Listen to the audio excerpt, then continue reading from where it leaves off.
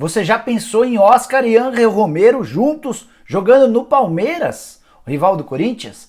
No vídeo de hoje do canal do Nicola te conto de onde surgiu essa história. Preciso te falar sobre Muricy Ramalho, que virou alvo do Cruzeiro para treinador. Tem também informações sobre as eleições no Corinthians. Teve reunião importante nessa segunda-feira que pode ajudar a definir quem será o novo presidente corintiano. Vou falar também sobre Alexandre Galo, que deixou o São Caetano. Será que ele pode pintar em algum time da primeira divisão? E por último, mas não menos importante, Rede Globo de televisão desistiu da possibilidade de transmitir a partida da seleção brasileira. Não houve acordo, e quando eu falo em acordo, não houve grana para a transmissão da partida dessa noite.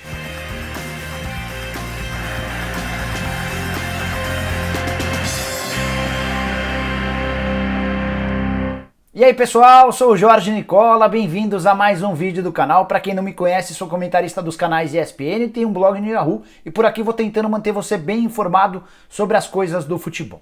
Queria pedir antes de começar a contar as coisas que eu prometi agora há pouco, para você assistir ao vídeo até o fim. Se curtir, não esqueça de deixar um like, se inscreve também no canal, é super importante e fácil. Só apertar esse botãozinho vermelho de inscreva-se, aproveita e aperta o sininho para receber notificação.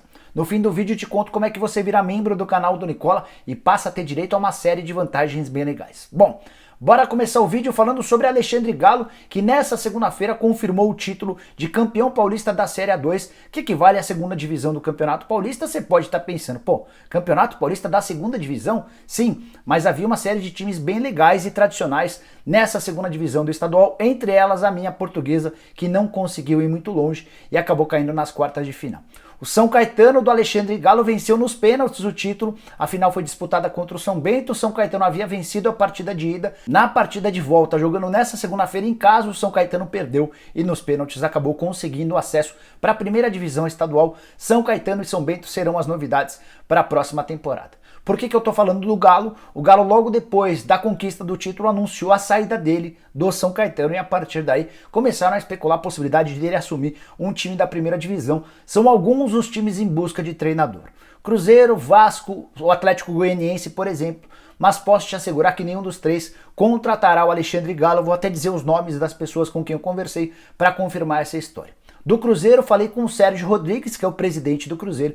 Ele assegurou que não dá para contratar alguém que tem como sobrenome Galo, logo do grande rival do Cruzeiro. Parece piada, mas faz algum sentido. Já no Vasco da Gama, conversei com o Mazuco, que é o diretor executivo de futebol do Vasco. Ele também descartou tal possibilidade, assim como o Adson Batista, que é presidente do Atlético Goianiense. O Adson disse que ainda vai pensar mais um pouco antes de tomar a decisão sobre o novo treinador. Estou bastante curioso para saber sobre o futuro do Alexandre Galo.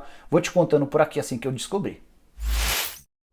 Bora falar agora sobre o Cruzeiro e essa busca por um técnico do qual me referi agora há pouco. O Cruzeiro já ouviu o não do Lisca doido e também do Felipão, e na noite dessa segunda-feira surgiu entre os dirigentes do Cruzeiro a ideia de contratar o Muricy Ramalho, ex-técnico de Flamengo, São Paulo, entre vários outros clubes. O Muricy não é técnico desde 2016, ele teve problemas de saúde no Flamengo em 2016, já havia tido problemas também de saúde em 2015 no São Paulo e decidiu se aposentar dos campos dessa vida de técnico. Hoje é comentarista dos canais Globo e Sport TV. Bom, a ideia ainda é embrionária, preciso te contar que o Cruzeiro ainda nem conversou com o Muricy. O primeiro contato deve acontecer nessa terça-feira e acho que a chance é bem pequena, até porque o Muricy, ao longo desses anos, teve alguns convites, talvez até mais interessantes do que esse Cruzeiro, que aparece na zona de rebaixamento da segunda divisão com todas as dívidas do mundo. Mas, como o Cruzeiro pensou nessa possibilidade, resolvi dividir a informação com você. A gente também vai acompanhando essa história. Durante a terça-feira vou entrar em contato com o Muricy para saber se ele tem interesse, se ele cogitaria essa possibilidade. De qualquer maneira, achei interessante a possibilidade de o Cruzeiro pensar no Muricy. A ideia do presidente Sérgio Rodrigues é trazer alguém enérgico, alguém com tamanho. Foi por isso, por exemplo, que surgiu o nome do Felipão. O Lisca é bastante enérgico, é bastante agitado. Foram as duas tentativas iniciais que resultaram, pelo menos por até agora, em duas negativas. Bora falar agora sobre a eleição para presidente do Corinthians, marcada para 28 de novembro. E nessa terça-feira, a partir das 5 horas da tarde, encerra-se o prazo para inscrições dos candidatos à presidência. Foi pensando nisso que todos os grupos de oposição no Corinthians se reuniram na noite dessa segunda-feira lá na Calunga, empresa que tem como dono o Paulo Garcia. Ele é um dos donos e o Paulo era um dos pré-candidatos à presidência do Corinthians. Qual que foi a intenção dessa reunião? Juntar todo mundo para pensar, para tentar chegar a um acordo para que a oposição tivesse um único candidato concorrendo contra o Duílio Monteiro Alves, que é o candidato da situação, é o candidato apoiado pelo André Sanches. O grupo do André Sanches está à frente do Corinthians desde 2007 e os opositores entendiam que unidos teriam mais chance de vencer o grupo do André Sanches. Mas essa possibilidade de união total não durou mais do que 25 minutos. É que o Augusto Melo, o candidato de oposição, talvez o mais radical entre todos os opositores, com 25 minutos de reunião, pegou suas coisinhas e foi embora. O Augusto Melo deixou claro desde o início do encontro que fazia questão de ser candidato. E como a ideia era ter um candidato único, muita gente que participou da reunião não apoiava a ideia do Augusto Melo como candidato, ele pegou as coisas dele e foi embora e já avisou, já comunicou que vai registrar sua candidatura nessa terça-feira. A partir daí a discussão passou a ser a possibilidade de Paulo Garcia e Mário Gobi se unirem.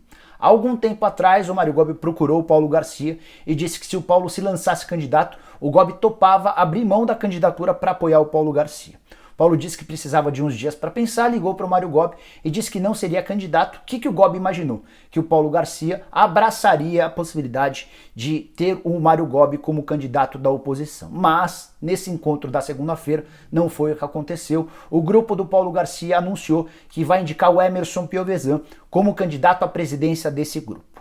Então teremos, na eleição marcada para o dia 28 de novembro, Duílio Monteiro Alves concorrendo pela situação, o Emerson Piovesan concorrendo pelo grupo representado pelo Paulo Garcia, o Mário Gobi como uma terceira via, além do Augusto Melo. É a oposição fragilizada, é a oposição segmentada, dividida, o que pode favorecer a permanência do grupo Renovação e Transparência, o grupo do André Sanches. A Globo bem que tentou, se esforçou, fez proposta, mas não conseguiu chegar a um acordo com a Federação Peruana de Futebol para transmitir a partida dessa noite, a segunda partida das eliminatórias da Copa da Seleção Brasileira. Seleção que estreou na última sexta-feira, vencendo a Bolívia por 5-0, faz sua segunda partida a partir das 9 da noite dessa terça-feira contra o Peru em Lima. Te contei dias atrás que o modelo de transmissão, de venda de direitos de transmissão para as eliminatórias mudou. A partir de agora, os canais de TV que quiserem transmitir os jogos das seleções precisam chegar a um acordo com a federação que é mandante. Então, no caso, nos jogos da seleção brasileira, a Globo se acertou com a CBF e vai transmitir todas as partidas do Brasil em casa. Já nas partidas fora, haverá a necessidade de acordos com cada uma das federações, no caso, para a partida dessa terça-feira, com a Federação Peruana. A Globo fez algumas propostas, mas nessa segunda-feira, de acordo com Gabriel Wacker, que é colunista do UOL, acabou desistindo, já inclusive comunicou a seus funcionários que não haverá transmissão do jogo porque não houve um acordo financeiro. A Globo vai transmitir no horário da partida, que é marcado para as 9 horas da noite, a novela, o tradicional horário de novela, e depois uma série A Sob Pressão. Já no Sport TV, a programação vai ter jogo da Série B do Campeonato Brasileiro, desde 2017 que a Globo não deixa de transmitir uma partida da seleção brasileira. Em 2017 era um jogo muito menos importante, era um amistoso entre o Brasil e a seleção argentina. Naquele momento a Globo tinha dificuldades em relação aos direitos de transmissão, estava negociando, tentando um valor um pouco menor, mas uma coisa é um amistoso, outra coisa é uma partida de eliminatórias para a Copa. Se você quiser assistir ao jogo do Brasil, vai ter de se tornar assinante do Wai Plus, que é um sistema de pay-per-view da Turner. A Wai Plus garante a você, por exemplo, jogos das eliminatórias para a Copa, tem também Liga dos Campeões, tem também jogos do Campeonato Brasileiro, todos que fazem parte do pacote da Turner. É a única possibilidade de você assistir a partida da seleção brasileira, válida pela segunda rodada das eliminatórias. Guardei para o fim uma informação importante e exclusiva para você que acompanha o canal do Nicola. O Palmeiras negocia a contratação de Oscar Romero, meia paraguaio que pertence ao São Lourenço e tem como irmão o Ángel Romero, atacante que jogou durante bastante tempo no Corinthians. Detalhezinho curioso dessa história é que o Oscar e o Ángel jogam juntos no São Lourenço e já deixaram claro para o Palmeiras que topam sair do São Lourenço desde que joguem juntos num novo clube, seja ele Palmeiras ou qualquer outro time.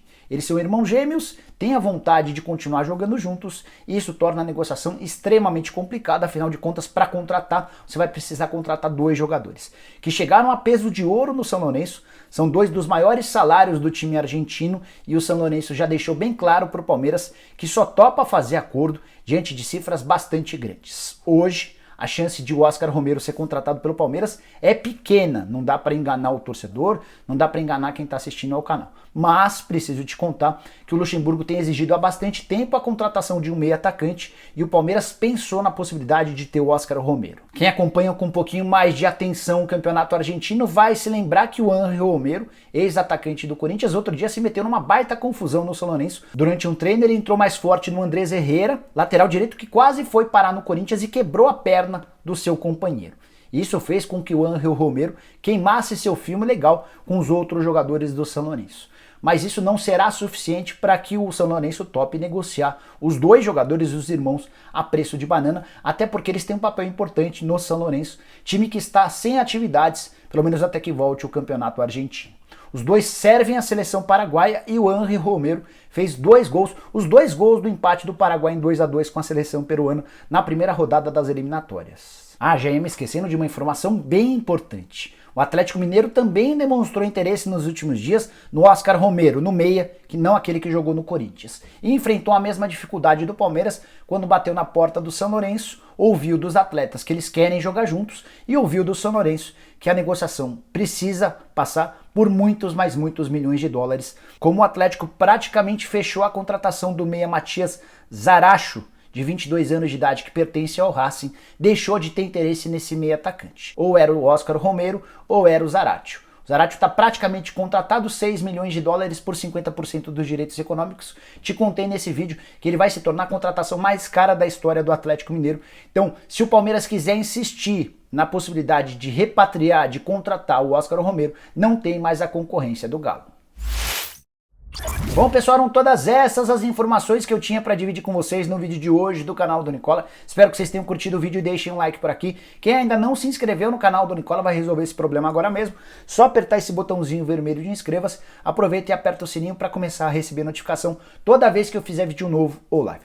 Para fechar, queria pedir para você virar membro do canal do Nicola. Vou deixar na descrição desse vídeo um link, se clica lá, escolhe qualquer um dos 5 planos e passa a ter uma série de vantagens. Vou citar algumas delas. Por exemplo, participar do bolão do Nicola. Eu coloco na comunidade exclusiva para membros todos os jogos das rodadas do Campeonato Brasileiro. Você preenche e se você mandar bem nos resultados, vai ter a chance de ganhar uma camisa oficial do seu time do coração.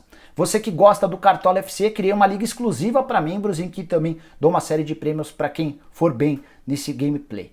Para fechar, outra opção, outra possibilidade, dependendo do plano que você adquirir nos membros aqui, você vai receber informações em primeira mão via WhatsApp. Essa notícia a respeito, por exemplo, do Oscar e do Ángel Romero negociando com o Palmeiras, o pessoal das categorias Bola de Ouro e Lenda Mundial soube antes mesmo de eu publicar por aqui. Beleza? Vejo vocês de tarde. Tchau, tchau!